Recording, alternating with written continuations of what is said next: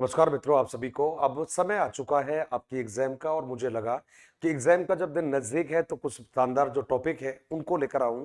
और यही कारण है आज दो बड़े जानदार और शानदार टॉपिक आप सभी के लिए लेकर आया हूं। ध्यान से देखेंगे, समय कम रहेगा, काम ज्यादा रहेगा, तो बात करने का सवाल ही नहीं उठता। कौन से दो टॉपिक है जिन पर आज हम चर्चा करेंगे? तो एक तो रहेगा आपका, जी हाँ, जब हम लोग बात करने वाले हैं एनईपी के बारे में, और एनईपी के साथ साथ आज हम बात करेंगे राजस्थान की कुछ योजनाओं के बारे में, जो कुछ जन कल्याणकारी योजनाओं के बारे में। तो दोनों टॉपिक बड़े जोरदार हैं, ध्यान से देखेंगे। और आइए देखते हैं कि आज हम कहां से स्टार्ट करने वाले हैं। तो मित्रों, सबसे पहले हम बात करेंगे, जी हां, राष्ट्रीय शिक्षा नीति 2020 के बारे में। पहले हमें ध्यान रखना है कि अब तक देश में कुल मिलाकर 3 योजनाएं आपकी बन चुकी है। कोई कहेगा भाई कितनी योजनाएं बन चुकी है, तो हमने कहा 3 राष्ट्रीय शिक्षा नीतियां अब तक देश में बन चुकी है। ये छोटा सा लेकिन बड़ा महत्वपूर्ण आपका जवाब है। कितनी नीतियां बनी है मित्र? तो 3 योजनाएं आपकी बन चुकी है। पहली बनी है आपकी 1968 में, दूसरी बनी है 86 में, और मित्रों थर्ड जो बनी है आपकी, ये बनी है आपकी 2020 में। ध्यान रखना, ये वाली जो बनी है इंदिरा गांधी जी के कार्यकाल में बनी है, ये बनी है राजीव गांधी जी के काल में, और ये बनी है भाई नमोजी के यानी मोदी जी के कार्यकाल में। ये आपको ध्यान रखना है। अगला मित्रों ध्यान रहेगा, इस शिक्षा नीति को कब अनुमति मिली है? तो डेट ध्यान रखिएगा, 29 जुलाई 2020 को इसके आप लोगों ने, जी हां, आपको मंजूरी प्रदान कर दी गई है। दूसरा मित्रों आपको ध्यान रखना कि भाई इस शिक्षा नीति के जो अध्यक्ष रहे हैं वो कौन है मित्रों? तो ध्यान रखिएगा, कृष्णा स्वामी, जी हां, कस्तूरी रंगन साहब के नेतृत्व में आपने इस नीति को बनाया है। मित्रों ध्यान रखना है आप लोगों को कि ये पूरी की पूरी जो शिक्षा नीति रही है उसमें यदि हम ध्यान से देखें तो ये बड़ा महत्वपूर्ण बिंदु रहेगा। कौन सा वाला? कि 2030 तक हम लोगों ने सभी के लिए एक समावेशी और समान गुणवत्ता वाली जो शिक्षा है उसको प्रोवाइड करवाने का लक्ष्य रखा है। ये आप लोगों को ध्यान रखना है।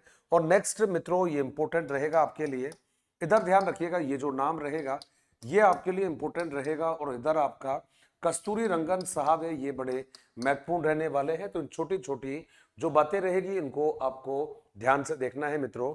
अगला जो हमारा जवाब रहेगा, ध्यान रखना है भाई, ये जो शिक्षा नीति है इसके कुछ सिद्धांत रहे हैं, वो सिद्धांत कौन कौन से रहेंगे? तो सबसे पहला आपने कहा है कि देखो भाई, आपको हर बच्चे को महत्व देना है, हर बच्चे को महत्व देना है, प्रत्येक बच्चा आपके लिए महत्वपूर्ण होगा। एक तो ये बात आपने कही है। दूसरा मित्रों आपको ध्यान रखना है कि भाई एफएलएन, आपने FLN fundamental literacy and numeracy का टारगेट रखा है कक्षा 3 तक के बच्चों को। बच्चा समझ सके, बच्चा बोल सके, बच्चा लैंग्वेज को प्रॉब्लम, जी हाँ, यूज कर सके, ये आपका ध्यान रहेगा। इसका अलावा इन्होंने अवधारणात्मक समझ पर जोर दिया है, बच्चा सीखे, बच्चा समझे, जरूरी है ये।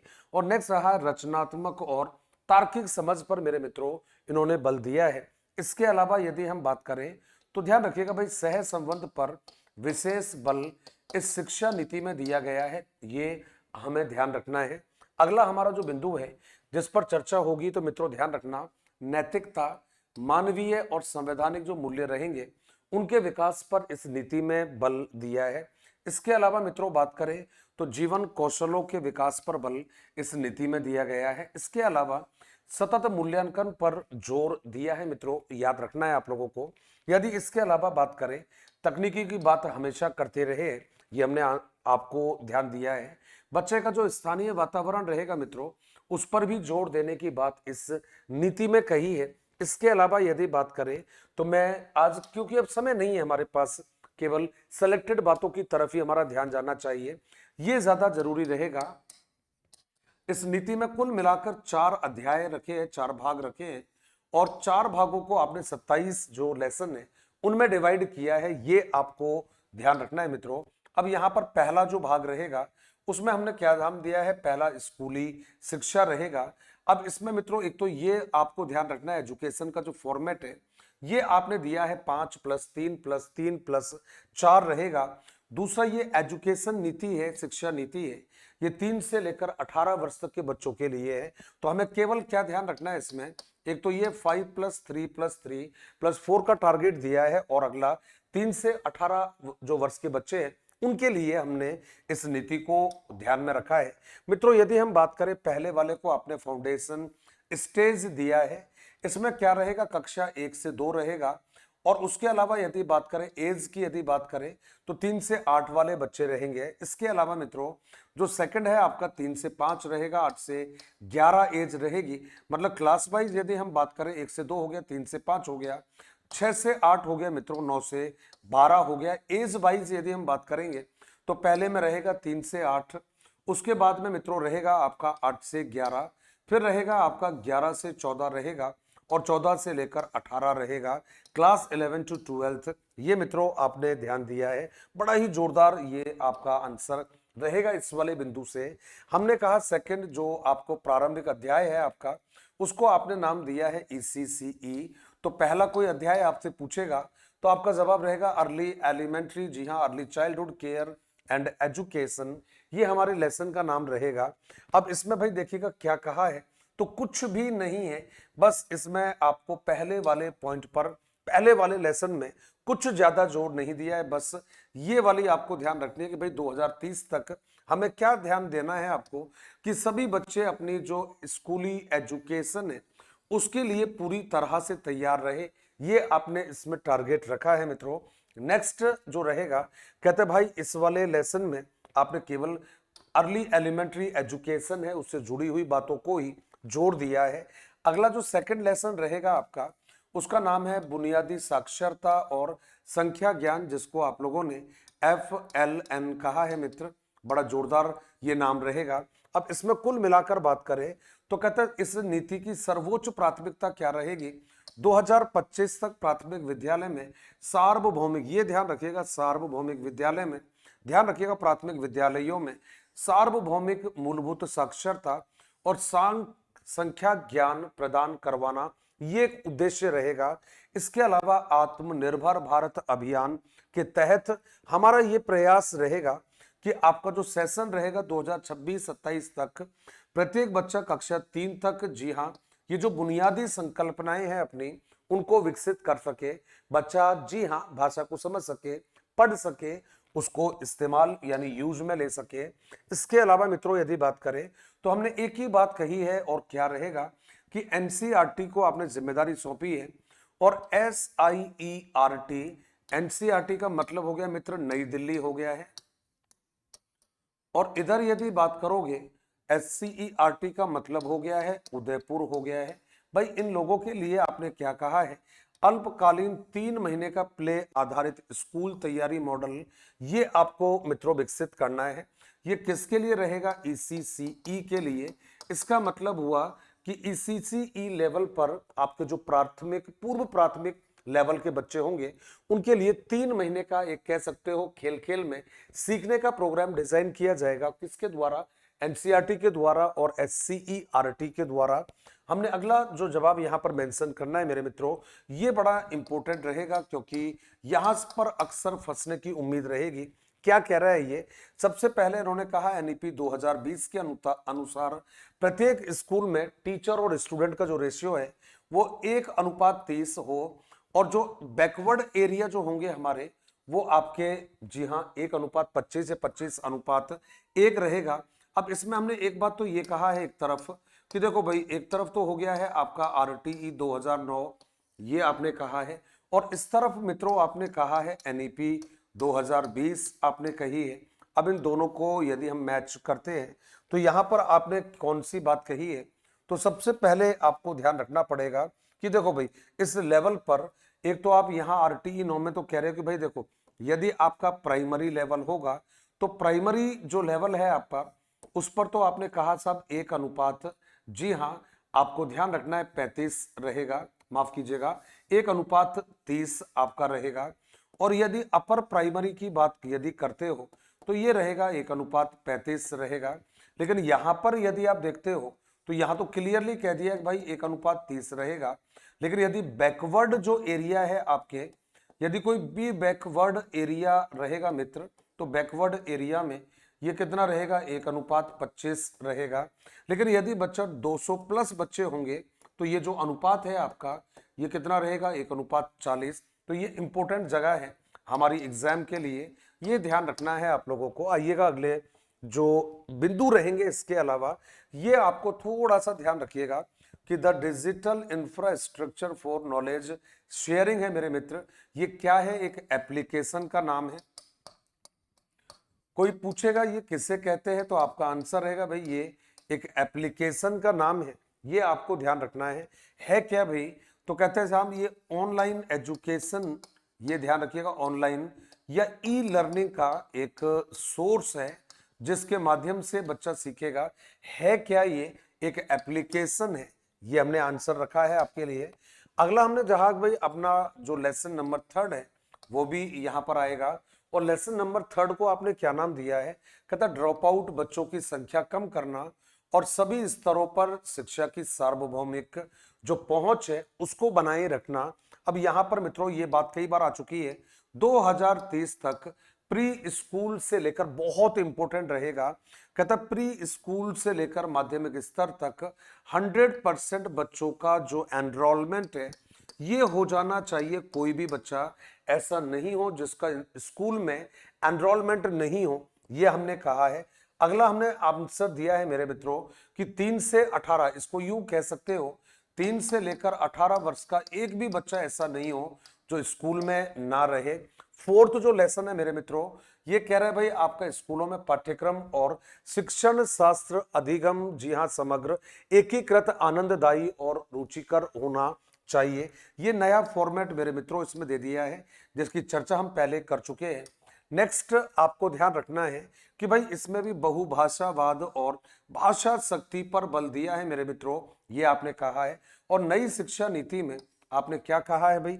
5वीं क्लास तक आपको मातृभाषा में बच्चों को सिखाना होगा। ये मैं अलग से मेंशन कर रहा हूं। कहता कक्षा 5 कक्षा तक, ध्यान रखना, ये कक्षा 5 तक आपको बच्चों को मातृभाषा में सिखाना है। बच्चे की जो मातृभाषा रहेगी, बच्चे की जो स्थानीय भाषा रहेगी, हमें उनमें बच्चों को सिखाना होगा। तो मातृभाषा कह दीजिएगा, स्थानीय भाषा आप कह दीजिएगा। और इसके अलावा बात करिएगा तो जो हमारी क्षेत्रीय भाषाएं रहेगी हमें बच्चों को उनमें सिखाना है मित्र, ये हमने ध्यान दी है। ये काफी इंपॉर्टेंट रहेगा, एग्जाम के लिहाज से ध्यान रखना है आप लोगों को। अगला यहाँ पर जो बिंदु है, कहता है एक भारत और श्रेष्ठ भारत कार्यक्रम, ये हमने 31 अक्टूबर 2015 को प्रारंभ किया है मेरे मित्रों। ये हमने आंसर आपको दिया है। इसका एक ही उद्देश्य है कि भाई हमें देश को सक्षम बनाना है, समृद्ध बनाना है और एक देश एक भाषा जैसे हमारे अब तक प्राचीन आदर्श रहे हैं, हमें उन्हीं पर आगे बढ़ना है। नेक्स्ट रहेगा मेरे मित्रों, और क्या कह रहा है कि भाई इसमें भी आपने किसकी तरफ बात की है? तो कहता है योगात्मक जो मुख्य रूप से हटकर याद करने कौशल जाता है से हटकर आपको कहाँ जाना होगा। तो इसमें एक बात ध्यान रखिएगा मेरे मित्रों कि अब हमने क्या किया है कि भाई देखो योगात्मक से हटकर, ध्यान रखना है, योगात्मक से हटकर हमने कहां पर जाने का फैसला किया है? रचनात्मक आकलन की तरफ। तो योगात्मक पर आपको कम जोर देना है और कहां जोर देना है? रचनात्मक जो असेसमेंट है उस पर हमें जोर देना है। ये मित्रों थोड़ा सा हमारे लिए इंपॉर्टेंट रहेगा, ध्यान रखना है। ये मूल्यांकन का एक परख क्या है? तो आपको ध्यान रखना है ये मूल्यांकन की एक नवीन अवधारणा है, इंपॉर्टेंट है एग्जाम के लिए। मूल्यांकन की एक नवीन अवधारणा है मित्र, ये हमें थोड़ा सा अपने दिमाग में सेट करके रखना है क्योंकि इस तरह के प्रश्न आपको बहुत सारे मिलेंगे। तो आपसे पूछेगा ये है क्या? तो एक तो इसका फुल फॉर्म आपको ध्यान रखना है, performance assessment review and analyse of knowledge for holistic development. ये मित्रों आपको याद भी रखना है, इंपॉर्टेंट है हमारी एग्जाम के हिसाब से। नेक्स्ट अगला जो बिंदु रहेगा उसमें हमें एक ही बात ध्यान रखना है कि मूल्यांकन का एक नया तरीका आपको बताया है। और ये नया तरीका मित्रों क्या रहेगा? 360 डिग्री पर इवैल्यूएशन करना है, जिसका मीनिंग रहेगा आपका तीनों जो पक्ष रहेंगे उस पर हमें बच्चों का जोर देना है, बहुत इंपॉर्टेंट ये रहेगा। इसके अलावा आपने स्वयं मूल्यांकन की बात कही है, सहपाठी मूल्यांकन पर आपने बल दिया है, प्रोजेक्ट कार्य पर आपने बल दिया है। और नेक्स्ट मित्रों ध्यान रखिएगा खोज आधारित जो मूल्यांकन है इस पर बढ़ावा देना है। प्रदर्शन, क्विज, रोल प्ले, समूह कार्य, पोर्टफोलियो और टीचर इवेल्युएशन, ये हमारा जवाब रहे इन पर कि ये आपके मूल्यांकन की कुछ नवीन आप कह सकते हो तकनीकें बताई है। तो आपने कह दिया साहब ये मूल्यांकन की नवीन तकनीक है जो हमें ध्यान रखनी है। कुछ नहीं है, छोटी छोटी लाइनें हैं, ज्यादा जोर नहीं देना है, ज्यादा कष्ट नहीं उठाना है। लेसन 5 जो है ये अध्याय जो है टीचर्स के बारे में है, काफी इंपॉर्टेंट रहेगा मेरे मित्रों, ये आपको ध्यान में रखना है। अब इसमें हमने एक बात जरूर कही है कि साहब एक तो ये इंपॉर्टेंट रहेगा कि प्रत्येक वर्ष लगभग आपको 50 घंटे के सीपीडी कार्यक्रम में हिस्सा लेना है। ये क्या रहेगा आपका? अब मित्रों कुल मिलाकर यदि बात करें तो ये टीचर के, जी हाँ, करियर डेवलपमेंट प्रोग्राम रहेगा, जिसके लिए आप लोगों ने कितना समय निर्धारित किया है? तो 50 घंटे का आपको समय रखना है। इसके लिए मित्रों याद रखिएगा कि भाई कुल मिलाकर अध्यापक शिक्षा हेतु राष्ट्रीय पाठ्यचर्या रूपरेखा, जी हाँ, का निर्माण किया है। और ये कौन करेगा मेरे मित्रों? एनसीटीई द्वारा। और किसके? एनसीईआरटी के परामर्श से आपने टीचरों के लिए एक पाठ्यक्रम को डिजाइन किया है। तो आपने क्या कहा है मित्रों? NCFTE क्या है? National council for teacher education. ये मित्रों आपने कहा है। अब ये national curriculum for teacher education, इसको किसने बनाया है? तो याद रखना है, इसको जो बनाने का काम है मेरे मित्रों NCTE ने बनाया है। और कहते हैं परामर्श जो दिया है इसमें, ये परामर्श किसने दिया है? तो आपको ध्यान रखना है भाई NCERT के द्वारा। तो ये थोड़ा सा इंपॉर्टेंट प्रश्न हो जाएगा। NCFTE आपने डिजाइन किया है और ये 2021 बनाया है। National curriculum for teacher education NCTE ने बनाया है। और इसमें परामर्श किसके द्वारा दिया है? NCERT के द्वारा। लेसन नंबर 6 जो रहेगा मित्रों, इसको आपने नाम दिया है समतामूलक और समावेशी शिक्षा। ये हमने एक बात कही है। कुल मिलाकर जेंडर समावेशी निधि का आपने गठन किया है, जिसमें सभी के लिए एक समान शिक्षा की व्यवस्था रहे। सभी के लिए एक समान जो शिक्षा है हमारी, सभी के लिए एक समान शिक्षा का जो प्रोविजन है, ये मित्रों हमें बनाकर रखना है। नेक्स्ट आपको ध्यान में रखना है स्कूल कॉम्प्लेक्स क्लस्टर के माध्यम से कुशल संसाधन और गवर्नेंस की बात कही है। ये लेसन नंबर रहेगा मेरे मित्रों, आपको याद रखना है 7 रहेगा। एक जरूरी बात रहेगा कि यहाँ पर स्कूली शिक्षा के लिए मानक निर्धारण और प्रत्यायन की मेरे मित्रों बात कही है कि ये लेसन रहेगा आपका 8 नंबर का। इसके अलावा मित्रों हम बात करेंगे अगले लेसन की तरफ। ये थोड़ा रहेगा राज्य, कहा है आपने राज्य विद्यालय मानक प्राधिकरण, ये कहा है आपने स्टेट स्कूल, जी हाँ आपने कहा है। और एक ऑर्गेनाइजेशन कहिएगा, एक स्टैंडर्ड अथॉरिटी, ये आपने यहां पर मित्रों डेवलप किया है। इसका क्या रहेगा? ये स्कूल संबंधी जितने भी नियम रहेंगे, उन स्कूलों के लिए जो नियम होगी, गाइडलाइन होगी, उनको इसी ऑर्गेनाइजेशन के द्वारा बनाया जाएगा। ये थोड़ा सा मित्रों इंपॉर्टेंट रहेगा। ये आपने एक छोटा सा जवाब दिया है। और क्या रहेगा कि भाई स्कूलों को आप चाहे ग्रेडिंग कह सकते हो, स्कूलों को चाहे एफिलिएशन कह सकते हो, उसको देने के लिए स्कूल, जी हाँ, quality assessment and accreditation framework. अब आपने क्या कहा मित्रों?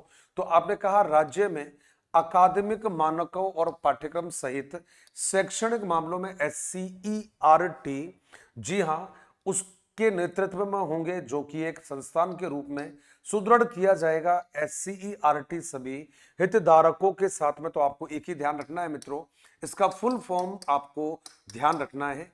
जबरदस्त प्रश्न रहेगा ये। अगला आपका है पब्लिक स्कूल शिक्षा प्रणाली आपने बना दी है, जिसके माध्यम से आप स्कूलों को, जी हाँ, संभाल सकते हो। अन्य महत्वपूर्ण तथ्य रहेंगे, ये बड़ा इंपॉर्टेंट है। कक्षा 6 से हम व्यावसायिक शिक्षा बच्चों को देंगे। वोकेशनल का मतलब होता है व्यावसायिक शिक्षा आपने दी है। अब ये व्यावसायिक शिक्षा वाला पार्ट रहेगा। फिर आपने कहा GDP का हम लगभग कितना परसेंट? तो 6% जो खर्चा है ये हम स्कूलों पर खर्चा करेंगे। इसके अलावा आपने एमएचआरडी जो डिपार्टमेंट है मित्र, इसका नाम आपने बदल दिया है और एमएचआरडी का नाम परिवर्तित करके आपने उसका क्या नाम दे दिया है, शिक्षा मंत्रालय आपने किया है। इसके अलावा मित्रों यदि बात करें तो कहते साहब, और उसमें भी आपने एक छोटा सा सुझाव दिया है। ये आपकी अब तक की जो शिक्षा नीतियां रही है मित्र, उसमें आप लोगों ने जो छोटी छोटी आपकी बातें रही है उनको अब तक ध्यान में रखकर आपने बातें किया है। अब मित्रों एक छोटी सी बात जो आपको ध्यान में रखनी है वो क्या रहेगा, जब आपसे एनईपी 2020 के बारे में बातें होगी तो भाई देखो इसमें ज्यादा कुछ बात नहीं करके सिंपली यदि बात करें आप लोग तो इतना हम कह सकते हैं कि साहब इसका जो कार्य निर्माण है, कहते साहब वो नमो साहब, और नमो साहब ये कोड वर्ड हो गया है भाई आपके लिए, इनके कार्यकाल में बनाया है।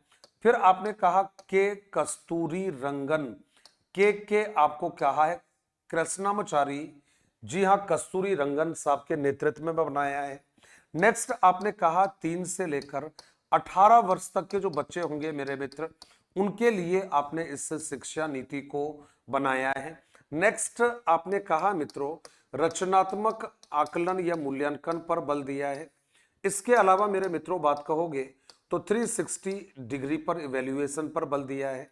नेक्स्ट आपने इतना ही इसमें कहा है कक्षा 6 से ध्यान रखना वोकेशनल एजुकेशन की आपने बात कही है, तो ये वोकेशनल शिक्षा वाला जो विचार है ये यहां पर दिया गया है मित्रों। कक्षा 5 तक यदि बात करोगे तो कक्षा 5 जी हां तक आपको मातृभाषा में शिक्षा देनी है, ये आपने यहां पर बल दिया है। इसके अलावा मित्रों बात करें तो जो एमफिल की आपकी डिग्री है, इस एमफिल को समाप्त कर दिया है मित्र, ये आपने आंसर दिया है। इसके अलावा इसमें फॉर्मेट बात करोगे 5+3+4 का ढांचा इसमें दिया गया है। इसके अलावा मित्रों यदि हम बात करें कंप्लीट जो नीति है आपकी इसके बारे में, तो आपने ये भी कहा है कि साहब यही वो शिक्षा नीति है आपकी जिसमें दीक्षा को मजबूत कराने पर बल दिया है। अब इनकी फुल फॉर्म आपको रखनी होगी। इसके अलावा मूल्यांकन के लिए आपको परख का जो सुझाव है वो इसमें दिया गया है। तो उम्मीद करूंगा ये छोटी छोटी बातें आप याद रखोगे। अब ये रहेगा मित्रों आपकी जो कल्याणकारी जो योजनाएं हैं उनके बारे में आपको जानना है। जहां पर बात करोगे कल्याणकारी योजनाओं के बारे में, पहली योजना मित्रों रहेगा मुख्यमंत्री बाल गोपाल योजना। ध्यान रखिएगा इसका शुभारंभ कब किया है, 29 नवंबर 2022 को किया है। अभी आपने इसको क्या नाम दे दिया है, परिवर्तित जो नाम है, ये नाम क्या था मित्रों, पन्नाधाय बाल गोपाल योजना। इतना ध्यान रखिएगा, ये आपने ये तारीख को इसका नाम दिया है। अब मित्रों है क्या ये, तो इतना सा याद रखोगे तो काम चल जाएगा। दुग्ध वितरण की योजना है ये, दुग्ध वितरण योजना है ये। और कहते हैं मेरे मित्रों एक तरफ रहेगा कक्षा 1 से 5 आ जाइएगा, कक्षा 1 से 5 तक आ जाइएगा। दूसरा आ जाइएगा 6 से 8 तक आ जाइएगा। यहाँ आपने 150 ml की बात कही है, यहाँ आपने 200 ml की बात कही है मित्रों, इतना ही ध्यान रखना है। चीनी कितनी देनी है उसके बारे में बात नहीं करनी है। अगला हमारा रहेगा लाडो प्रोत्साहन योजना मेरे मित्रों 2024 आपने कहा है। पहले इसका नाम था राजश्री योजना, और बजट में जी हाँ इसको किया है आपने 24-25 को। स्टार्टिंग कब से है, 1 अगस्त 2000 जी हाँ 25 से। इसको चलाने वाला जो डिपार्टमेंट है, संभालने वाला जो डिपार्टमेंट है, ये कौन सा है, तो आपने कहा महिला जी हाँ एवं बाल विकास विभाग रहेगा। कहते मेरे मित्रों इसमें क्या रहेगा, 1 अगस्त 2024 के बाद में जो जननी बच्चियां हैं उनको इसमें आपने शामिल किया है। कहते साहब 7 आपके चरण रहेंगे, और 7 चरण की जब बात रहेगी मेरे मित्रों 1 लाख रुपए की जो राशि है ये बच्चियों को आपको प्रदान करनी है। ये आपका एक प्रोग्राम रहेगा।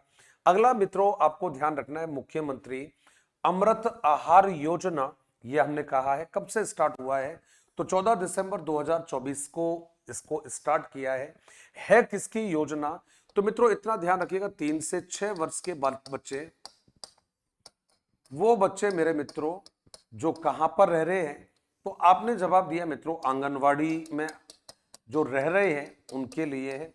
कहते हैं मित्रों सप्ताह में 3 दिन, ध्यान रखिएगा कितना, तो सप्ताह में 3 दिन आपने कहा है बच्चों को दूध दिया जाएगा मेरे मित्रों। और दूध की जो मात्रा होगी वो कितनी होगी, 100 ml रहेगी। कौन कौन सा मंडे हो गया है मेरे मित्रों, मंडे के अलावा थर्सडे आपने कह दिया है, और थर्सडे के अलावा सैटरडे, ये 3 दिन आपने निर्धारित किया है। मुख्यमंत्री निशुल्क, जी हाँ, यूनिफॉर्म योजना कब से स्टार्ट किया है, 29 नवंबर 2022 से 1 से 8 की योजना रहेगी। कहते हैं यूनिफॉर्म के 2 सेट बच्चियों को दिए जाएंगे, और कहते हैं सिलाई के लिए 200 रुपए बच्चियों को दिए जाएंगे, बच्चों को दिए जाएंगे। ये आपने आंसर दिया है। नेक्स्ट जो रहेगा गार्गी पुरस्कार योजना, महत्वपूर्ण है मेरे मित्रों, ध्यान रखिएगा। इसमें एक ही कंडीशन रखी है कि बच्चे के जो नंबर है वो 75% से ज्यादा आने चाहिए। इसके अलावा बात करें मित्रों तो गार्गी पुरस्कार जो है वसंत पंचमी के दिन दिया जाएगा, वसंत पंचमी को। और दूसरा रहेगा कि मेरे मित्रों ये जो पूरा जो आपका पुरस्कार रहेगा ये आपने दिया है बालिका शिक्षा फाउंडेशन के द्वारा दिया जाएगा, बालिका शिक्षा फाउंडेशन। अच्छा प्रश्न है ये, और मैं समझता हूं कि कुल मिलाकर आपको इतना ही ध्यान रखना है। कहते प्रतिवर्ष जो राशि है 3,000 रुपये और प्रमाण पत्र दिया जाएगा। कहाँ दिया जाएगा, इसको तहसील हेडक्वार्टर पर दिया जा सकता है, इसके अलावा जिला मुख्यालय पर दिया जा सकता है मेरे मित्रों। कुल मिलाकर यदि बात करें तो अगला जो प्रश्न है आपका ये आपके सामने है, बालिका प्रोत्साहन योजना क्या है मेरे मित्र। ये कहते साहब बच्चियों की शिक्षा को, जी हाँ, बुलंद करने के लिए हमने बालिका शिक्षा फाउंडेशन का स्थापना किया 30 मार्च 1995 को। प्रश्न पूछा जाए कि बालिकाओं की शिक्षा को या कह सकते हो मोटिवेट करने के लिए कौन सी फाउंडेशन या कौन सी संस्था गठित की गई है, तो आंसर रहेगा बालिका शिक्षा फाउंडेशन। 30 मार्च 1995 बात बिल्कुल नहीं की है, अब समय नहीं है मेरी बात करने का, बात करूंगा जब टाइम आएगा। ऑफलाइन में आकर मिलना या फ्री माइंड में आकर मिलना, खूब सारी बातें करेंगे। अभी केवल हमारा समय रहेगा आपके रिवीजन के लिए। तो हमने इसमें एक ही बात कही है मेरे मित्र, क्या कहा है, कहता राजकीय स्कूलों में पढ़ने वाली, निजी स्कूलों में पढ़ने वाली बालिकाएं रहेगी। और जिन्होंने क्या किया, उच्च माध्यमिक कहा आपने, उच्च माध्यमिक में कला हो, विज्ञान हो, वाणिज्य हो या संस्कृत डिपार्टमेंट की एग्जाम हो, 75% से ज्यादा यदि इन्होंने अंक लिए हैं तो बच्चियों को दिया जाएगा 5,000 रुपए का पुरस्कार दिया जाएगा। कब से स्टार्ट किया है योजना को, 2008-2009 से रहेगा मेरे मित्रों। अच्छा ये पुरस्कार रहेगा। इसके अलावा कहते हैं शारीरिक अक्षमता युक्त बालिकाओं हेतु आर्थिक सबलता पुरस्कार। मित्रों ये पुरस्कार 2005-6 से दिया गया है। कई मेरे बच्चे थे कंफ्यूज हो रहे थे, मैंने पिछले वीडियो में भी ये योजना करवाई थी आपको, इसलिए दोबारा इसको लेकर आया हूं। तो ये आपको ध्यान रखना एक अच्छी योजना है। 1 से 8 की बच्चियों को 2,000 रुपए दिए जाएंगे और 9 से 12 के लिए 5,000 रुपए दिया जाएगा इस योजना के अंतर्गत। लेकिन केवल जो गवर्नमेंट स्कूलों में जो बच्चियां पढ़ती है वही इस पुरस्कार की हकदार होगी। फिर यह है आपका मुख बधिर बच्चियां, नेत्रहीन बच्चियां, देख नहीं सकती, सुन नहीं सकती, उन बच्चियों का पुरस्कार है ये। इसको चलाया है 2005-6 में आपने चलाया है। कुल मिलाकर यदि मित्रों बात करोगे 1 से 12 की जो क्लास रहेगी उन बच्चियों को इस योजना में शामिल किया है। वही है आपका सेमी है, 1 से 5 में, 1 से 8 में 2,000 और 9 से 12 में 5,000 रुपए की जो राशि है ये हम बच्चियों को प्रदान करेंगे। इसके अलावा आपकी बेटी योजना है मित्र, कब से स्टार्ट किया है, तो आपने कहा 2004-5 से इसको योजना को स्टार्ट किया है। क्या कहा, गरीबी रेखा यानी बिलो पॉवर्टी लाइन से नीचे जीवन यापन करने वाले ऐसे माता पिता जिनमें से दोनों या दोनों में से किसी एक के निधन हो गया है और वो बच्चियां जो 1 से 12 तक पढ़ती है, ऐसी बच्चियों को 1 से 8 तक पढ़ने के लिए आपको, जी हाँ, 2,100 रुपए प्रति वर्ष, और 9 से 12 तक पढ़ने वाली बच्चियों को, जी हाँ, 2,500 आप कह सकते हो। अब इसमें एक वो है कंडीशन, एक तो बीपीएल परिवार की लड़की हो और अनाथ बच्ची हो, उनके लिए इस योजना को बेनिफिट आपने या बेनिफिशियरी बच्चियों को माना है। नेक्स्ट है मित्र मुख्यमंत्री हमारी बेटी योजना, कब से स्टार्ट किया, 2015-16 से किया है। इस पुरस्कार के लिए उन बच्चियों को योग्य माना जाएगा जो गवर्नमेंट स्कूलों में पढ़ती है मेरे मित्र, और क्या किया है 10वीं कक्षा में जिले में प्रथम स्थान लिया हो, द्वितीय स्थान प्राप्त किया हो, और उसके लिए कंडीशन क्या है कि भाई बीपीएल परिवार एवं एक जो बच्ची रहेगी अनाथ बच्ची रहेगी, ऐसी कुल मिलाकर 4 बच्चियों को 75% अंक जो बच्ची प्रदान प्राप्त करेगी वो इस पुरस्कार के लिए योग्य रहेगी। इसके अलावा मित्रों, कालीबाई भील मेधावी छात्रा स्कूटी योजना 15-16 से आपने इस योजना को स्टार्ट किया है। अब कहते हैं भाई इसको, बाकी जो योजनाएं चल रही थी आपकी, उस सब योजनाओं को इस वर्ष में आपने सबको मिला दिया। कहता है साहब अन्य योजनाओं को मिलाकर, ये ध्यान रखना मेरे मित्र, अन्य योजनाओं को मिलाकर, अन्य योजनाओं को मिलाकर इसको कब आपने स्टार्ट कर दिया, तो आपका आंसर रहेगा 2015-16 में। कौन सी कैटेगरी? एससी, एसटी, ओबीसी, सामान्य वर्ग और इसके अलावा एसबीसी कह दीजिएगा, माइनॉरिटीज वर्ग की वे बच्चियां जिनको कम से कम, जी हां, इस पुरस्कार के अंतर्गत चुना गया है। नेक्स्ट रहेगा देवनारायण छात्रा स्कूटी योजना, कब से स्टार्ट किया है? 2011-12 से। इसके लिए कौन रहेगा देने वाली जो संस्था है? तो आपने मित्रों कहा है मित्र, आपका उच्च शिक्षा विभाग इसके लिए रिस्पॉन्सिबल माना जाएगा। कारण क्या रहेगा? 12वीं कक्षा पर बच्चियों ने, जी हां, अपनी पास किया हो, आगे की जो एजुकेशन वो कंटिन्यू कर रही है, ऐसी बच्चियों को स्कूटी प्रदान करने के लिए इस पुरस्कार को स्टार्ट किया गया है।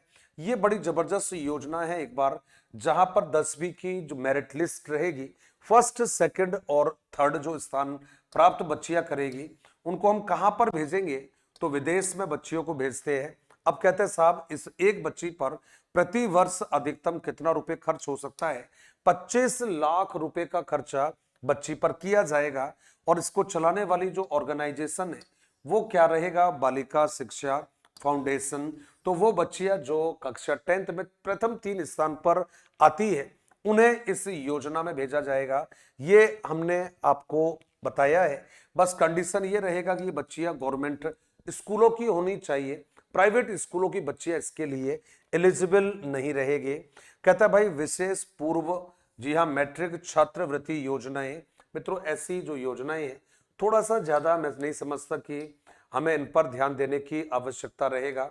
ये थोड़ा सा इंपॉर्टेंट है। देवनारायण कोचिंग कैंप योजना, ध्यान रखिएगा मित्रों, इसका जो नोडल विभाग है वो रहेगा आपका सामाजिक न्याय एवं अधिकारिता विभाग। इस योजना के अंतर्गत 5 जिले शामिल किए हैं। कौन कौन से? सवाई माधोपुर है, झालावाड़ है, करौली है, अलवर है, धौलपुर है मेरे मित्र, ये आपने शामिल किया है। अब इसमें कौन सी कक्षा 9 और कक्षा 10 में पढ़ने वाली जो बच्चियां रहेगी, उनको आपने अंग्रेजी, गणित और विज्ञान की कोचिंग की व्यवस्था की है। ध्यान रखना, ये आपने 5 जिलों की बच्चियां, ये आपने पहला आंसर दिया है मित्र। इसके अलावा यदि हम बात करते हैं कक्षा 9 और कक्षा 10 की छात्रा, और इसके अलावा हमने कहा है कठिन विषय। अब कठिन विषय में देखो भाई, इंग्लिश आएगा, मैथ्स आएगा और साइंस आएगा। इन सब्जेक्टों की कोचिंग के लिए ये स्कीम गवर्नमेंट ने प्लान किया है। अच्छा, ये पुरस्कार, अच्छी ये योजना है। कहते हैं भाई किसी के एक पुत्री है, 2 पुत्री है, उनके लिए ये पुरस्कार आपने स्टार्ट किया है। अब इसमें क्या किया है भाई, राज्य की वे बच्चियां जो राज्य स्तर पर और जिला स्तर पर निश्चित स्थान, जी हां, तक निर्धारित जो कट ऑफ रखी है, उस कट ऑफ से ऊपर नंबर लेकर आती है, जो परिवार की या तो एकमात्र संतान है, या 2 संतान है और दोनों ही पुत्रियां हैं, या 3 पुत्रियां हैं जिनमें से 2 का जन्म जुड़वा हुआ है, इस पुरस्कार के लिए आवेदन कर सकती है। अब इसमें क्या क्या आपने रखा है? कहते हैं मित्रों, यदि माध्यमिक लेवल पर बात करोगे 31,000 और 11,000। कहते हैं माध्यमिक व्यवसाय में करोगे यही पुरस्कार है। बस उच्च माध्यमिक पर यह बढ़ जाएगा 51,000 और 11,000। और वरिष्ठ उपाध्याय का मतलब संस्कृत डिपार्टमेंट की बच्चियों के लिए आपने 51,000 रुपए का पुरस्कार आपने दिया है। कृष्ण भोग योजना, स्कूल में जो बच्चे पढ़ते हैं उन बच्चों को आप स्कूल में अब भोजन करवा सकते हो, और उसको आपने क्या नाम दिया है? श्री कृष्ण भोग नाम दिया है। अब ये कौन से स्कूलों के लिए रहेगा? 1 से लेकर 8वीं तक के बच्चों के लिए जो भोज्य सामग्री है वो उपलब्ध करवाई जा सकती है। उस योजना को आपने क्या किया है? जी हां, आपने श्री कृष्ण भोग योजना मित्रों नाम दिया है। ये कहता है स्कूल एट होम शैक्षिक पहल मेरे मित्रों कहा है। अब ये क्या है, कब है? 13 मार्च 2024 को इसे आप लोगों ने लॉन्च किया है मित्रों। अब कहता है स्कूली शिक्षा को सीधे दिव्यांग बच्चों और वंचित बच्चों के घरों तक, जी हाँ, पहुंचाने के लिए ये एक कार्यक्रम रहेगा। तो हमने दिव्यांग बच्चों का एक तरफ तो कहा है, तो एक तरफ आपका हुआ है दिव्यांग बालक रह गया है मित्र। और दिव्यांग बालकों के अलावा दूसरा आपने कहा है वंचित बच्चों को, ध्यान रखना, वंचितों को लर्निंग फ्रॉम होम का कार्यक्रम है ये। लर्निंग फ्रॉम होम, वो बच्चे घर पर रहते हुए लर्निंग फ्रॉम होम के लिए ये प्रोग्राम आपने डिजाइन किया है। आइए लौटते हैं आपके अगला जो प्रोग्राम है उसकी तरफ। इंदिरा महिला शक्ति उड़ान योजना, ये तो बहुत चर्चित हमारी एक योजना रहेगी। ये क्या रहेगा? बच्चियों के लिए, किशोरियों के लिए निःशुल्क सैनिटरी वितरण योजना है ये, जहां पर सैनिटरी नैपकिन्स बच्चियों को प्रोवाइड करवाया जाता है सरकार के द्वारा। अच्छी योजना है, इंपॉर्टेंट योजना है। पिछले काफी टाइम से ये योजना पेपरों में आती रही है। निःशुल्क साइकिल वितरण योजना, इसका नाम परिवर्तन कर दिया है आपने, और क्या नाम रख दिया है? काली बाई भील उड़ान योजना मित्रों। ये योजना कब से चल रही है? 2007-8 से चल रही है। बहुत बदलाव इसमें आए हैं। अब इसमें क्या आपने कहा है? तो कहते हैं साहब उन राजकीय विद्यालयों की 9वीं कक्षा में प्रवेश लेने वाली बच्चियों को नगद पैसे बीच में देना स्टार्ट किया था, उसके स्थान पर अब साइकिल देना स्टार्ट कर दिया है। उस योजना को आपने क्या नाम दिया है? निःशुल्क साइकिल वितरण योजना। कब से चलाया गया था? 2007-2008 में मित्रों इसको चलाया था। कई रूप बदल चुकी है आपकी ये वाली योजना। क्लिक योजना काफी इंपॉर्टेंट है। Computer literacy initiative for comprehensive knowledge 7, जी हाँ, 17-18 से मित्रों आपने चलाया है। लाभार्थी जो रहेंगे कक्षा 6 से 10 तक के जो बच्चे रहेंगे वो इस प्रोग्राम से लाभान्वित होंगे। ये आपने एक छोटा सा जवाब मेरे मित्रों दिया है। ये बहुत जोरदार प्रश्न है। अगला रहेगा महात्मा गांधी अंग्रेजी माध्यम स्कूल रहेगा मेरे मित्रों। और कब से इन स्कूलों को आपने स्थापित किया है? 2019-20 से इनको स्थापित किया है। कहां तक के स्कूल है? कक्षा 1 से 12 तक के ये स्कूल है, जो कि मैं कहूंगा एक आप कहिए क्वालिटी बेस्ड जो एजुकेशन है वो बच्चों को प्रोवाइड करवाने के लिए इन स्कूलों को आरंभ किया गया है। योजना का विस्तार में ज्यादा नहीं समझ सके, हमें ज्यादा इसमें जाने की जरूरत है। अन्नपूर्णा रसोई योजना, 8 रुपए में भोजन देने के लिए ये प्रोग्राम स्टार्ट किया था। आज इसका जो नाम है वो श्री अन्नपूर्णा रसोई योजना दिया है मेरे मित्रों। ध्यान रखिएगा इस योजना को आपने 6 जनवरी 2024 में आपने नाम परिवर्तन किया है। और अगला जो प्रश्न है मेरे मित्र वो कहता है लाडली सुरक्षा योजना। अच्छा प्रश्न है ये बच्चियों की सुरक्षा का। जी हाँ, ध्यान रखिएगा, बालिकाओं और बालिकाओं के अलावा हमारा महिला सुरक्षा का कार्यक्रम है ये, या महिला सुरक्षा की ये योजना है मित्र। अब आपने क्या किया? सुरक्षा योजना है ये। अब आपने जगह जगह क्या किया है भाई? आपने सीसीटीवी कैमरा वगैरह लगाए स्कूलों में, कॉलेजों में, हॉस्टल्स में। वो एक प्रोग्राम बना है हमारा। अब ये एक थोड़ा सा अच्छा प्रोग्राम है ये, जिसको आपने कहा इंस्पायर अवार्ड मानक योजना। मेरे मित्रों इतना ध्यान रखिएगा, भारत सरकार का प्रोग्राम है ये। दूसरा है आईटी जो डिपार्टमेंट है आपका, उसका प्रोग्राम है ये। थर्ड कहा है भाई विज्ञान कहिएगा, और विज्ञान के अलावा प्रौद्योगिकी कहिएगा मेरे मित्रों। तो उसमें प्रोत्साहन देने के लिए ये प्रोग्राम रहेगा।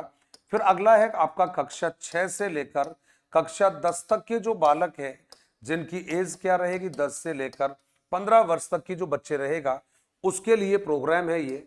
क्या किया है? ऐसे बच्चों में सृजनात्मकता का विस्तार करने के लिए, बच्चों को जो क्रिएटिविटी है उनकी, उनको विस्तार देने के लिए ये प्रोग्राम, जी हाँ, भारत सरकार ने डिजाइन किया है।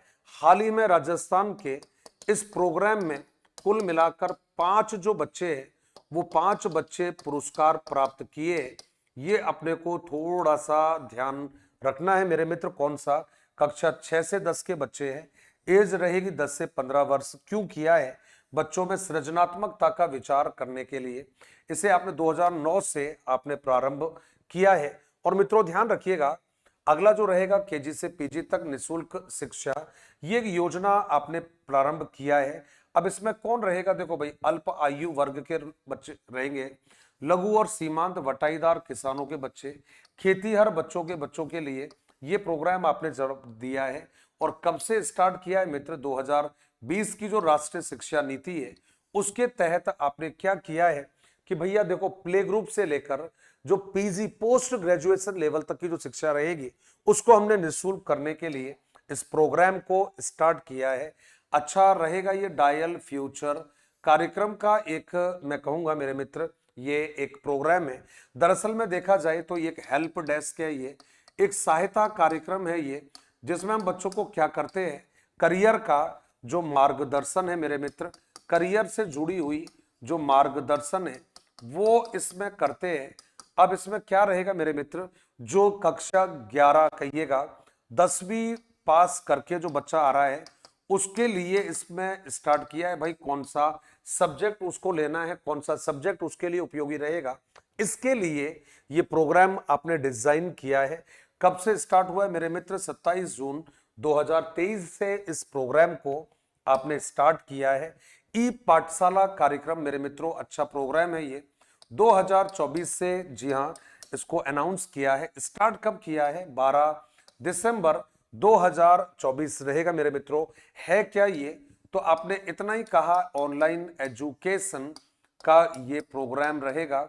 और इसमें भी आपने क्या दिया है मेरे मित्र, कहते हैं लाइव क्लास का ऑप्शन दिया है आपने। और क्लियरली जो बच्चे हमारे बोर्ड की पढ़ाई कर रहे हैं, बोर्ड की पढ़ाई का मतलब 10th और 12th क्लास के जो बच्चे रहेंगे उनके लिए इस कार्यक्रम को आपने चलाया है।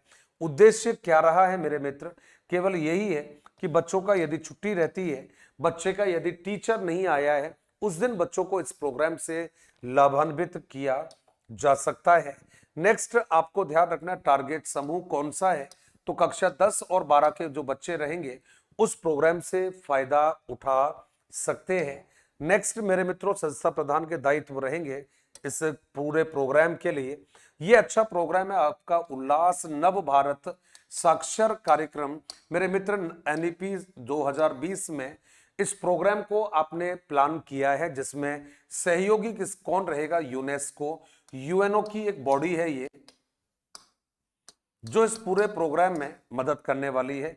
स्टार्ट कब किया आपने, 1 अप्रैल 2022 से संपूर्ण देश के, जी हां, शहरी और ग्रामीण जो क्षेत्र रहेंगे मेरे मित्र उनके लिए। अब इसमें क्या किया है आपने, 15 वर्ष से अधिक आयु वर्ग के साक्षर व्यक्तियों के लिए इस प्रोग्राम को आपने किया है, जिसमें 15 प्लस एज के जो युवक हैं हमारे उनको शामिल किया है, ताकि ऐसे युवक जिनकी एज 15 साल से ज्यादा हो चुकी है, किसी भी कारण से शिक्षा प्राप्त नहीं कर पाए हैं, अशिक्षित रह गए हैं, उनके लिए आपने एफएलएन का मतलब आप समझ गए हो, बुनियादी साक्षरता और, जी हाँ, संख्यात्मक ज्ञान देने के लिए इस प्रोग्राम को आपने स्टार्ट किया है। नेक्स्ट रहेगा मेरे मित्र, कुल मिलाकर यदि बात करोगे तो कहते हैं साहब इसमें बुनियादी ज्ञान देना है, जीवन कौशल के बारे में बताना है, बुनियादी शिक्षा बतानी है, व्यावसायिक कौशल बताना है मेरे मित्र, और सतत शिक्षा के बारे में भी जानकारी देनी है। अगला रहेगा कस्तूरबा गांधी बालिका विद्यालय, इनको जुलाई अगस्त मेरे मित्र 2004 में इनको स्टेब्लिश किया गया था। बड़े स्कूल है ये, 6ठी से लेकर 12वीं तक की बच्चियों के ये, जी हाँ, स्कूल है। अगला रहेगा आपका, और कहेगा राजस्थान एजुकेशनल प्री, जी हाँ, समिट 6 नवंबर, और 6 नवंबर 2024 को इसको प्रोग्राम को स्टार्ट किया है जयपुर में। और कहते हैं सब सीधे बात करें, ये विदेशी निवेश को और विदेशी के साथ साथ जो स्वदेशी जो निवेश है उस स्वदेशी निवेश को आकर्षित करने के लिए इस प्रोग्राम को स्टार्ट किया गया, ताकि राज्य की शैक्षिक हालात को इंप्रूव किया जा सके। ऐसा कहते हैं भाई, 28,000 करोड़ रुपए का निवेश जो है राजस्थान सरकार ने इसमें एकत्रित किया है। इस कार्यक्रम की जो अध्यक्षता है मुख्यमंत्री भजनलाल जी के द्वारा, और नेतृत्व जो है वो किया गया है शिक्षा मंत्री मदन दिलावर जी के द्वारा। नेक्स्ट, इसमें हमें ध्यान रखना है स्टार योजना, अच्छा प्रोग्राम है ये। क्या है मेरे मित्र, ये कहते हैं 6 राज्यों में, और 6 राज्य जो रहेंगे उनकी शिक्षा में गुणवत्ता लाने के लिए, कहते हैं शिक्षा गुणवत्ता का कार्यक्रम है ये, शिक्षा गुणवत्ता का कार्यक्रम है ये। और शिक्षा गुणवत्ता का जो कार्यक्रम है उसमें कौन कौन से राज्य, हिमाचल हो गया है, महाराष्ट्र हो गया है, राजस्थान हो गया है, ओडिशा हो गया है, मध्य प्रदेश और केरल में हालात को सुधारने के लिए ये प्रोग्राम चलाया, जिसमें केंद्र और राज्य का जो रेशियो है वो रहेगा आपका 60 और 40। मेरे मित्रों, ये महिला शिक्षण विहार योजना है। अब ये किसके लिए चलाया, राज्य के 15 से लेकर 30 वर्ष तक की जो महिलाएं हैं, कौन सी महिला, जो वंचित वर्ग से आती है, परित्यक्ता है, आदिवासी दूरस्थ एरिया की जो महिलाएं हैं, उनको क्या किया आपने, कक्षा 1 से लेकर 10वीं तक की जो व्यावसायिक शिक्षा रहेगी उसको देने के लिए इस प्रोग्राम को आपने स्टार्ट किया है। ये हमें ध्यान रखना है। तो क्या है, कुल मिलाकर व्यावसायिक एजुकेशन प्रोवाइड करवाने का ये प्रोग्राम रहा है। ये अच्छा प्रोग्राम है मेरे मित्र। राजस्थान की शिक्षा में बढ़ते कदम, ये आपने 11 जुलाई और 11 जुलाई के अलावा 2000 मेरे मित्रों 22 को आपने ये प्रोग्राम स्टार्ट किया है। और इसके अलावा यदि हम बात करते हैं, कोविड काल में जो बच्चों की पढ़ाई में लॉस हो गया था, उसके लिए इस प्रोग्राम को आप लोगों ने स्टार्ट किया है। ध्यान रखिएगा मित्रों, 3 से लेकर 8वीं तक के जो बच्चे हैं उनके लिए इस प्रोग्राम को आपने स्टार्ट किया है। इसमें हमने बच्चों को गतिविधि के माध्यम से सीखने का पुरस्कार दिया है, एकलव्य और मीरा पुरस्कार। ध्यान रखिएगा, ये हमारे Rajasthan state open school RSOS कहते हैं, उनके बच्चों के लिए ये पुरस्कार दिया गया है। एकलव्य पुरस्कार बॉयज का पुरस्कार है, और मीरा पुरस्कार आपका गर्ल्स का पुरस्कार है। मित्रों ध्यान रखिएगा, ये वो पुरस्कार है जो 10वीं और 12वीं जो परीक्षा है हमारी, उसमें राज्य स्तर पर और राज्य स्तर पर जो बच्चियां टॉप स्थान करती है उनको 21,000 रुपए का, और कहते हैं फिर आपने यदि कहा द्वितीय स्थान प्राप्त करने पर 11,000 रुपए का, और जिला स्तर पर मित्रों 11,000 और 5100 रुपए का पुरस्कार दिया जाएगा। इसका मतलब है हम डायरेक्टली कह सकते हैं 5100 के अलावा 11,000 के बाद में, जी हाँ, 21,000 का पुरस्कार दिया जाएगा इस कार्यक्रम के अंतर्गत। नो बैग डे शानदार वाला प्रोग्राम है, और कहते हैं साहब 20 फरवरी 2020 को ये आपने अनाउंस किया है, और लागू जो है शुभारंभ कब से करवाया, 15 अक्टूबर, जी हाँ 2020 से। बच्चों को बैग लेकर नहीं जाना है। शनिवार जो है वो नो बैग डे घोषित किया है मेरे मित्र, ये आपने आंसर दिया है। लेकिन अभी क्या किया है मित्र, आपने केवल जो शनिवार रहेगा ये ध्यान रखना है आपको, और अब केवल सप्ताह में, जी प्रत्येक सप्ताह में इसको मनाया जा रहा है। क्यों मनाया जा रहा है मेरे मित्र, ताकि बच्चों को खेल खेल में, मजाक मजाक में हम बच्चों को पढ़ा सके।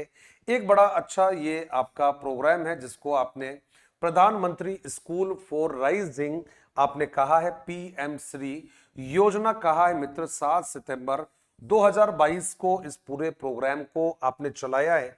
ध्यान रखिएगा, कहते साहब ये राजकीय विद्यालयों का प्रोग्राम है, राजकीय विद्यालयों का प्रोग्राम है, और कहते साहब इनमें आप कह सकते हो मॉडल सुविधाएं उपलब्ध करवाना उद्देश्य रखा है।